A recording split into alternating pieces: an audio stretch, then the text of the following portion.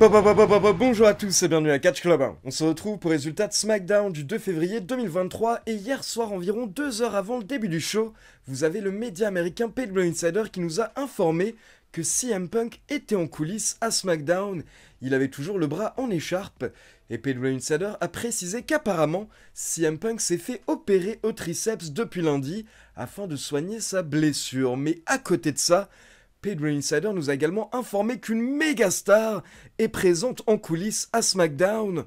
On retrouvera cette méga star un peu plus tard lors du show. Donc c'est parti et le show démarre avec le nouveau duo de commentateurs de SmackDown, Corey Graves et Wade Barrett, qui nous accueillent pendant qu'on peut voir Roman Reigns et la Bloodline qui sont en train d'arriver à l'arène, et d'un autre côté, on peut également voir l'arrivée de Cody Rhodes. Puis on passe dans le ring et on a Logan Paul qui nous accueille à SmackDown. Logan Paul nous dit qu'il a sous-estimé Kevin Owens à cause de son physique, mais la vérité, c'est que lors de leur match au Royal Rumble, Kevin Owens lui a fait plus mal que Floyd Mayweather.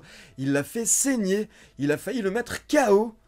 Mais au final, Kevin Owens a tout de même perdu. Logan Paul dit qu'il est toujours champion et qu'il est même l'un des catcheurs les plus durs de la WWE.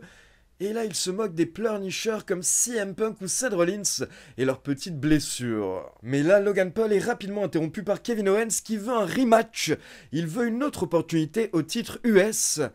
Mais Logan Paul n'est pas trop d'accord et au passage, Logan Paul précise qu'il avait fait exprès de ramener un point américain au bord du ring lors du Royal Rumble et qu'en fait c'était un plan et Kevin Owens est totalement tombé dans leur piège.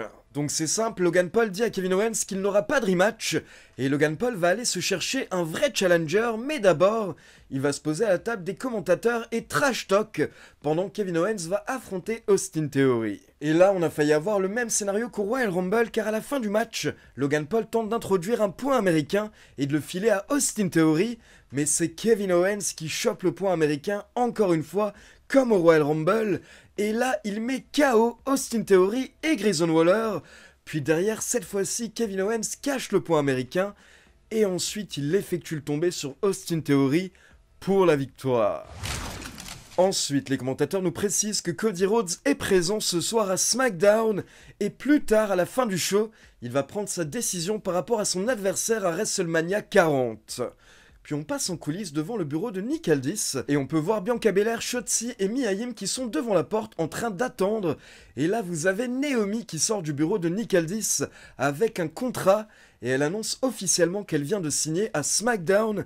Elle rejoint le roster de SmackDown, donc forcément, les autres catcheuses sont en train de célébrer. Mais là, d'un coup, vous avez également Tiffany Stratton, la catcheuse de NXT, qui sort du bureau de Nick Aldis avec un contrat également, et elle annonce qu'elle a également signé à SmackDown. Et bien entendu, elle précise qu'elle est le centre de l'univers, donc là, elle réclame des applaudissements. Mais les autres catcheuses se moquent de Tiffany Stratton, donc Stratton répond en giflant Mia Yim, puis elle s'enfuit. Mais là, vous avez Nick Aldis qui sort de son bureau et il officialise un match entre Mia Yim et Tiffany Stratton un peu plus tard. Puis vous avez Bianca Belair qui discute avec Nick Aldis et elle lui demande si jamais plus tard dans le show Bayley choisit bien Rhea Ripley. Alors que peut faire Bianca Belair pour affronter Io Sky à WrestleMania? Mais là, Nick Aldis et Bianca Belair sont interrompus par Logan Paul, qui n'en a rien à faire de Bianca Belair, et il la traite un petit peu comme si c'était n'importe qui, comme si ce n'était pas une star. Et donc là, il dit à Nick Aldis, trouve-moi un challenger, je veux un challenger pour mon titre US, et fais attention également un petit peu, garde le contrôle de ton show, puis il s'en va. Donc Logan Paul qui a totalement manqué de respect à Nick Aldis et Bianca Belair. Et en gros, le type veut juste son challenger pour passer à autre chose et ne pas avoir à réaffronter Kevin Owens. Puis on enchaîne avec une petite vignette de Legado del Fantasma qui était au restaurant autour d'une table.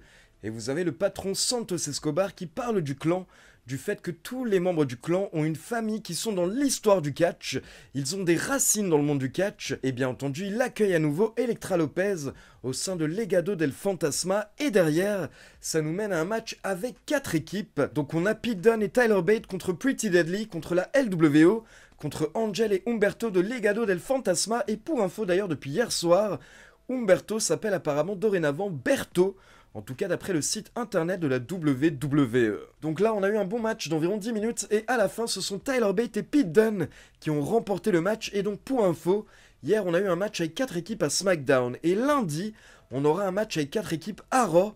Et les 2 équipes vainqueurs s'affronteront vendredi prochain à SmackDown. Et les vainqueurs de cette finale seront les prochains challengers au titre par équipe. Puis attention, on passe en coulisses dans un vestiaire. Et là, on retrouve les membres de Damage Control, Asuka, Kairi Sane et Io Sky, qui sont en train de discuter et se moquer de Bayley.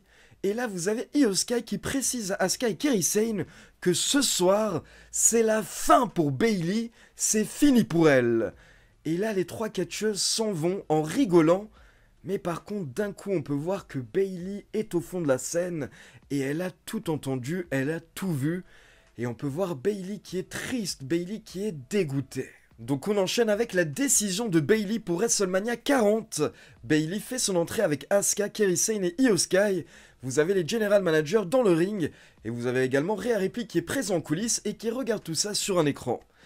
Donc là, Bayley explique qu'elle va main eventer WrestleMania et qu'elle n'aurait pas pu accomplir tout ça sans sa famille, sans les membres de Damage Control. Puis elle nous explique que WrestleMania, c'est l'occasion d'affronter les plus grands. Et bien entendu, quand elle parle des plus grands, quand elle parle des meilleurs, elle mentionne Rhea Ripley. Mais Bayley nous dit que WrestleMania, c'est également l'occasion de prouver à certaines personnes qu'ils ont tort. Et Bayley nous dit que parfois vous vous rendez compte que les gens que vous preniez pour vos amis sont en fait ceux qui sont réellement contre vous. Et donc là, Bayley se retourne vers Io Sky, Kairi Sane et Asuka qui n'arrêtaient pas de ricaner depuis le début du segment. Mais là, elles deviennent très sérieuses, surtout quand Bayley d'un coup commence à parler en japonais. Elle lâche quelques mots en japonais et elle explique que depuis quelques semaines, elle a commencé à comprendre le japonais parce que Asuka, Kairi Sane et Io Sky se moquent tout le temps d'elle.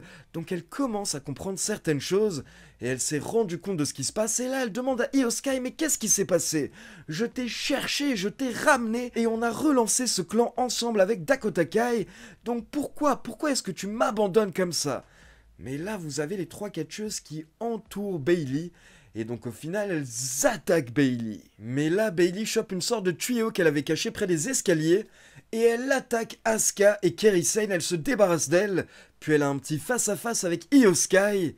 Et derrière, Bayley prend le micro et elle donne rendez-vous à Io Sky à WrestleMania 40. Donc c'est confirmé, Bayley va affronter Io Sky pour le titre féminin de SmackDown. Et donc c'est la fin de cette version de Damage Control. Bayley qui va sûrement donc partir tout seul maintenant. Mais il faut également voir où va se placer Dakota Kai, car pour info, Dakota Kai n'était pas présente hier soir. Puis on enchaîne avec Bobby Lashley, Montez Ford et Angelo Dawkins contre Karrion Kross, Ekam et Rezar, accompagnés par Scarlett et Paul Ellering. Donc la cloche sonne.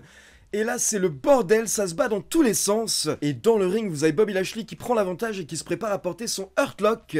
Mais là, Scarlett intervient, elle attaque Bobby Lashley. Mais du coup, vous avez B-Fab qui intervient également pour aider Bobby Lashley. Et donc, elle se débarrasse de Scarlett, ce qui permet à Bobby Lashley de porter un spear sur Karrion Kross. Mais pour info, on n'a pas eu de vainqueur car l'arbitre avait déjà arrêté le match. Vu que c'était le bordel total et qu'il y avait eu des interventions, le match s'est fini en no contest au bout d'environ 1 minute. Puis on retourne dans le bureau de Nick Aldis qui est avec Bron Breakker qui a un contrat de SmackDown en main. Mais pour info, il ne l'a pas encore signé et justement, vous avez Adam Pearce qui débarque et il dit à Bron Breakker de ne surtout pas signer le contrat de SmackDown tant qu'il n'a pas discuté avec Adam Pearce lundi soir lors de Raw. Et là, Bron Breakker accepte. Il préfère d'abord écouter les 2 propositions avant de faire son choix. Et donc Bron Breakker s'en va, mais là vous avez Jade Cargill qui débarque dans le bureau. Donc Nick Aldis demande à Adam Pearce de sortir, car il veut discuter avec Jade Cargill, il veut sûrement négocier avec Jade Cargill. Donc Adam Pearce s'en va, mais d'abord, il précise à Jade Cargill de se méfier de Nick Aldis. Derrière, on a Tiffany Stratton qui a battu Mia Yim en environ 7 minutes avec son magnifique moonsault. Puis on a les commentateurs qui nous rappellent que la semaine prochaine à SmackDown, on aura donc le match pour déterminer les prochains challengers au titre par équipe. Et les commentateurs nous précisent également que la semaine prochaine, Nick Aldis va trouver un nouveau challenger à Logan Paul pour le titre US. Et donc on passe au dernier segment du show, la décision de Cody Rhodes pour WrestleMania 40. Mais là, c'est Roman Reigns qui fait son entrée, accompagné par Solo Sikoa, Jimmy Uso et Paul Heyman. Donc Roman Reigns monte sur le ring et il nous dit qu'il va parler de Cody Rhodes dans un instant, mais d'abord il veut parler de Rollins et il veut répondre aux commentaires de Seth Rollins. Il veut répondre à ce que Rollins a dit lundi soir lors de Raw. Et Roman Reigns nous dit que son petit frère Seth Rollins est gentil, mais c'est n'importe quoi tout ce qu'il a dit lundi à Raw. Son titre n'est pas au-dessus du titre Undisputed, et ce n'est pas lui the guy, ce n'est pas lui la star de la WWE. Et là, Roman Reigns rappelle tout simplement que tous les gens qui se battent pour avoir le titre de Seth Rollins, eh bien Roman Reigns les a déjà tous battus. Donc Roman Reigns dit à Seth Rollins, écoute, tu peux pas venir ici pendant 2 ans en portant les habits de ta femme et d'un coup penser que c'est toi de main, que c'est toi la star de la WWE. Et Roman Reigns revient sur le fait que Seth Rollins prétend que c'est lui le bosseur, le travailleur de la WWE. Et là, Roman Reigns précise que c'est vrai. Il dit, en effet, tu travailles 10 fois plus que moi, et pourtant tu gagnes 10 fois moins que moi, donc pose-toi les bonnes questions. Puis Roman Reigns tourne son attention vers Cody Rhodes, et il lui dit que ce n'est pas une question d'argent, ce n'est pas une question de valeur. Cody Rhodes doit simplement se poser la bonne question. Est-ce qu'il veut affronter le numéro 2, ou est-ce qu'il veut retenter sa chance face au numéro 1 ? Donc forcément, Cody Rhodes fait son entrée, il monte sur le ring, et la première chose qu'il fait, c'est qu'il demande à Roman Reigns si les autres membres de la Bloodline peuvent quitter le ring pour qu'il soit seul face à face. Puis Cody Rhodes dit au chef tribal qu'il l'a volé, car l'année dernière à WrestleMania, Cody Rhodes allait le battre. Il était à 2 doigts de remporter le match, mais Roman Reigns a triché. Et derrière, Cody Rhodes nous parle de la ceinture du titre WWE Undisputed, et il dit que malgré tout ce que Seth Rollins a pu dire par rapport à ce titre, et le fait que c'est le titre des stars, c'est le titre Hollywood, pour Cody Rhodes, ça reste le titre que Bruno Sammartino avait à l'époque, et c'est également le titre qu'on avait donné à Dusty Rhodes, que Dusty avait en main, et qu'ensuite on lui a retiré, qu'il n'a jamais pu remporter. Donc Cody dit que ce titre est toujours méga important pour lui, c'est le titre WWE, et Cody Rhodes veut ce titre. Puis Cody Rhodes se demande quelle est la vraie signification de finir son histoire. Qu'est-ce que ça signifie ? Et là, il nous rappelle que récemment, Roman Reigns avait prétendu que tout ce qui est à la WWE lui appartient. Que ce soit le ring, les cordes, les tapis, la table des commentateurs, même le public. Tout appartient au chef tribal, tout appartient à Roman Reigns. Et donc là, Cody Rhodes se demande si finir son histoire, c'est simplement prendre le titre Undisputed à Roman Reigns, ou est-ce que ce serait pas plutôt tout prendre à Roman Reigns ? Et là, Cody Rhodes devient très sérieux, il se dirige vers Roman Reigns et il lui dit qu'il l'affrontera, mais pas à WrestleMania 40. Et là, Roman Reigns est confus, il ne comprend pas. Et donc Cody Rhodes continue, et il explique qu'il s'est fait conseiller ces derniers jours par rapport à sa décision, et l'une des personnes qui l'a conseillé connaît très bien Roman Reigns. Et là, vous avez la musique de cette méga star dont je vous parlais au début du show, la musique de The Rock, qui retentit dans l'arène. The Rock, Dwayne Johnson fait son entrée. Il était en coulisses, c'était confirmé avant SmackDown, et donc on se doutait qu'il allait intervenir pendant le show. Donc The Rock fait son entrée, il monte sur le ring, et là il fixe Cody Rhodes, les deux s'échangent un regard, et honnêtement, Cody Rhodes avait l'air un petit peu triste, mais là il serre la main de The Rock, et les deux se font un câlin, et vous avez The Rock qui dit quelque chose à l'oreille de Cody Rhodes, et ça fait sourire Cody. Et donc Cody Rhodes quitte le ring, il s'en va. Apparemment, il va laisser son opportunité à The Rock. Donc là, The Rock se retourne et enfin, quelque chose qu'on attendait depuis près de 60 ans, tellement on nous a teasé avec cette storyline, enfin, on a The Rock et le chef tribal Roman Reigns face à face dans le ring. Et là, on avait besoin de rien d'autre. Ils n'ont pas eu besoin de parler, ils n'ont pas eu besoin de se toucher. Ils se sont simplement rapprochés l'un de l'autre. Et la foule a explosé parce que ça fait tellement longtemps qu'on souhaite voir ce match. Donc c'est la fin de SmackDown. Roman Reigns et The Rock sont face à face. Et à ce moment-là, la WWE place un graphique à l'écran qui nous annonce que ce jeudi soir, à 1h du matin, heure française, nous aurons une conférence de presse pour WrestleMania 40 à Las Vegas. Donc je pense que vous l'avez compris, suite au speech de Cody Rhodes et ce graphique qui est apparu à la fin de SmackDown, j'imagine que ce jeudi soir, lors de la conférence de presse, la WWE va officiellement annoncer The Rock contre Roman Reigns lors de WrestleMania 40. J'imagine que ce sera le main event d'une des deux nuits, et sûrement le main event de la nuit 2. Et donc perso, par rapport à ce match, je dois avouer que je suis assez partagé, car honnêtement, d'un côté, comme je viens de le dire, on a enfin ce match, ça fait tellement longtemps qu'on nous le tease, que je suis content d'avoir The Rock contre Roman Reigns, et en soi, ça vend tout de même du rêve. C'est Roman Reigns, la plus grande star de la WWE, contre The Rock, l'une des plus grandes stars de l'histoire du catch, et une des plus grandes stars de la planète à l'heure actuelle. Donc pour moi, ceux qui disent que ce match n'est pas hypant sont de mauvaise foi. Et je vois certaines personnes qui disent que oui, mais ça va être mauvais in-ring. Honnêtement, c'est pas ce qui compte le plus, et je suis même pas persuadé que ça va être forcément mauvais in-ring. Je vais citer par exemple The Rock contre Hulk Hogan, qui a eu lieu en 2002. Hulk Hogan avait déjà 49 ans, il ne pouvait quasiment plus rien faire, mais honnêtement ça reste malgré tout l'un de mes matchs préférés de tous les temps, à cause de l'ambiance qu'il y avait dans la salle, c'était incroyable. Pendant le match on avait quasiment que des coups de poing et des coups de pied et des coups de la corde à linge, c'est totalement vrai, mais honnêtement ça a suffi pour faire popper la foule, à cause de la psychologie, et du fait tout simplement qu'on avait deux mégastars de deux époques différentes. Et là, c'est plus ou moins ce qu'on va avoir quand on aura The Rock contre Roman Reigns. On a deux stars de deux époques différentes, mais en plus qui ont ce passé en commun, car je le rappelle, ce sont des cousins qui appartiennent à la même bloodline.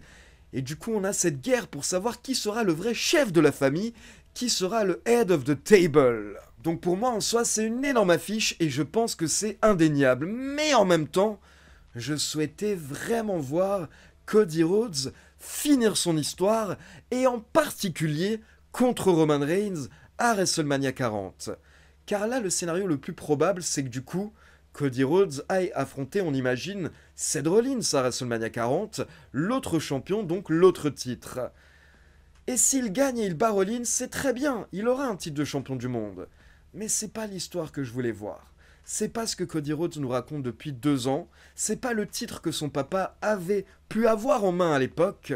Moi, ce que je voulais, c'est Cody qui a son match revanche contre Roman Reigns et qui bat Roman Reigns pour mettre fin à son règne. Mais donc là, comme je vous l'ai dit, on se dirige vers The Rock contre Roman Reigns, et à côté de ça, j'imagine potentiellement Cody contre Seth Rollins à WrestleMania, à moins que la WWE prépare un autre plan pour Cody, et qu'au final il encaisse son opportunité au titre à un autre moment. J'imagine qu'on aura toutes les réponses jeudi soir lors de la conférence de presse. Et du coup, pour ceux qui se posent la question de pourquoi ces changements de plan, il faut savoir que jusqu'à après le Royal Rumble, les plans étaient bien que Cody affronte Roman Reigns à WrestleMania après avoir remporté le Rumble, et que de son côté, CM Punk se qualifie d'une autre manière, et que lui, il affronte Seth Rollins à WrestleMania 40. C'était les deux main events qui étaient prévus, ça a été confirmé par tous les médias américains. Mais au final, c'est la blessure de CM Punk qui a forcé la WWE à modifier ses plans à la dernière minute. Donc comme je vous l'ai dit, si au final on a Cody contre Rollins, ça me va, mais d'un côté, je veux dire, il y a quelques mois, Cody Rhodes a battu 3 fois de suite Seth Rollins, dont une fois où à la fin il avait le muscle pectoral déchiré. Donc en soi, s'il bat Seth Rollins une 4e fois, je sais pas si ça aura le même effet que s'il avait battu Roman Reigns. Et à côté de ça, faut être honnête, Seth Rollins a mis en avant le titre World Heavyweight, et le titre World Heavyweight dorénavant vaut quelque chose, mais il faut avouer qu'aux yeux des fans, il n'a pas la même valeur que le titre de Roman Reigns. Donc voilà, tout simplement à l'heure actuelle, je suis partagé, je suis déçu qu'on n'ait pas Cody Rhodes contre Roman Reigns à WrestleMania 40, mais d'un côté, Roman Reigns contre The Rock, je pense qu'il y a un énorme potentiel au niveau des segments qu'on va avoir lors des prochaines semaines et de la rivalité, de la storyline qu'on peut avoir entre les deux. Donc voilà, je croise les doigts pour que ce soit le bon choix de la part de la WWE. J'en suis pas persuadé, mais je croise les doigts tout de même pour qu'on ait une bonne rivalité entre The Rock et Roman Reigns, car au final, si on a une mauvaise rivalité, les seuls perdants dans l'histoire, c'est nous les fans, Car à la fin, après WrestleMania, Roman Reigns et The Rock toucheront un gros chèque, et eux ils retourneront dans leur villa, donc quoi qu'il arrive, eux tout ira bien pour eux. Mais au final, si on a une mauvaise rivalité, ceux qui vont payer le prix c'est nous les fans. Donc on croise les doigts pour que tout se passe bien lors de leur rivalité, et qu'à côté de ça, Cody Rhodes ait tout de même une belle histoire et un beau match à WrestleMania 40. Et j'espère vraiment que la WWE n'a pas gâché tout ce qu'elle avait accompli avec Cody Rhodes ces 2 dernières années, en faisant passer The Rock au dernier moment devant lui d'un coup comme ça. Donc voilà, c'est tout pour le résultat de SmackDown. Maintenant, comme d'habitude, c'est à vous. N'hésitez pas à me laisser vos avis dans les commentaires. Dites-moi ce que vous pensez de ce match de Rock contre Roman Reigns à WrestleMania 40. Et Cody Rhodes qui se fait un petit peu avoir dans l'histoire. Et comme d'habitude, n'oubliez pas de liker la vidéo, de vous abonner à la chaîne et de cliquer sur la petite cloche pour être informé de la sortie des prochaines vidéos. Ciao tout le monde!